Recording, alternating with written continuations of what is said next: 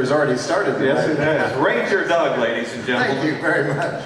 And look who's here at center stage, our international ambassador of country music, and looks like about 3 generations of Hamiltons out here. Ladies and gentlemen, George Hamilton IV. Thank you very much, Ranger Doug. Happy New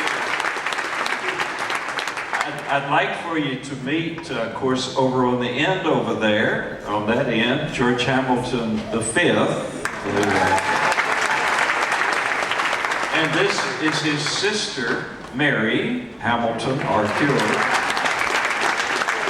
And making his debut tonight, a very special guest star, this is Mary's son and our grandson, one of our grandsons, Mick Hamilton Arcure. So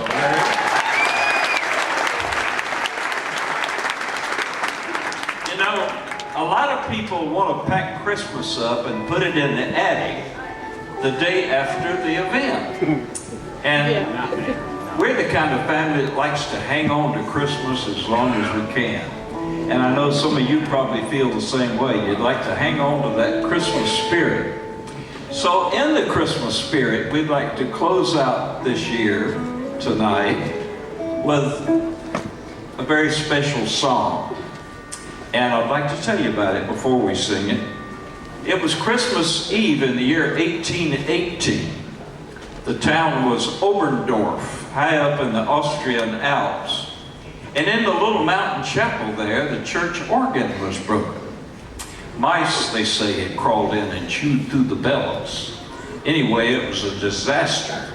The congregation gathered, and the general comment could very well have been, "Who ever heard of a Christmas Eve service with no music?" Well, this congregation was in for a big surprise.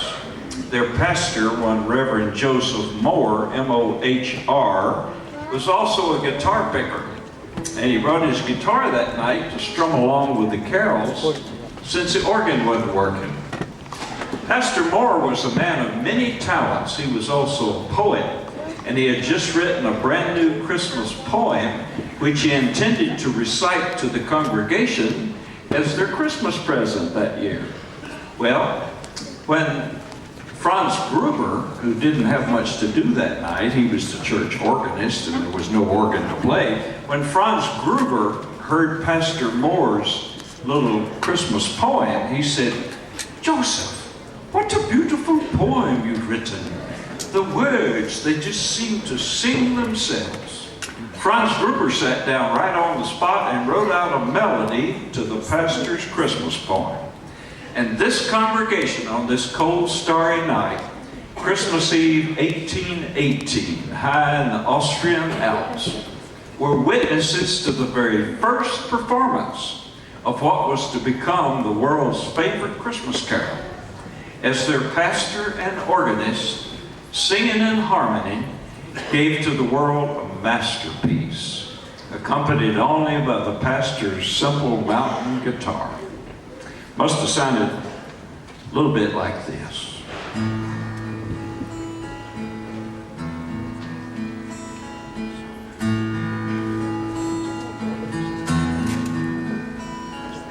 Silent night, holy night, all is calm, all is right. Young virgin, mother and child, holy infant, so tender and mild, sleep in heavenly peace, sleep in heavenly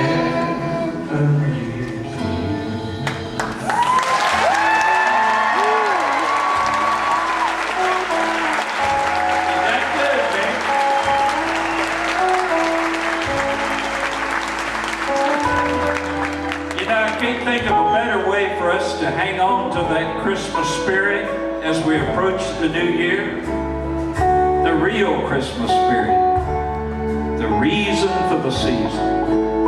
And to sing that next verse together. How about joining in and help us out? You know the one about the shepherds quake at the sight, don't you? The one about glory streams from heaven above. Maybe George V and Mary will join in and help us out, maybe. Maybe they'll help us too. What do you think? Now you can say you sang at the Grand Ole Opry New Year's Eve.